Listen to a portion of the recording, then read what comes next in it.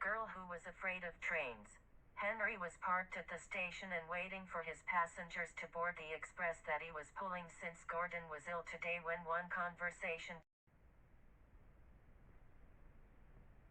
"You're going to stop this nonsense and get on this train," a man shouted from the crowd of passengers. Wailing followed his angry outburst. "I'm scared of it. It's so big and loud. Its hissing sounds terrible." A voice that sounded like it belonged to a little girl said.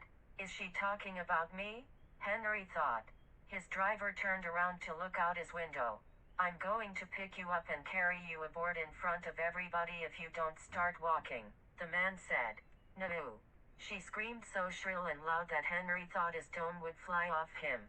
"That little girl is terrified of you, Henry," his driver said. "Her father just carried her kicking and screaming into the coach." He chuckled. Henry's feelings were hurt. He had never had anyone be afraid of him. When Henry arrived at the next station, he heard the girl screaming again as the passengers left his coaches. "I don't want to see that big green monster." The little girl was still upset. "Big green monster? Humph," Henry thought. "I am not a big green monster. Fulvia, I've never seen anyone so terrified of a train. Why, it is only a steam engine at that. They're almost ancient," her father said. She only wailed. "Ancient? Humph. Only a steam engine. Humph." Henry thought. "I'd better keep you away from diesels or you might faint.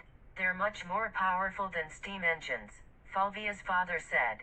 Henry hissed his steam at them. Fulvia screamed, "It's going to attack us."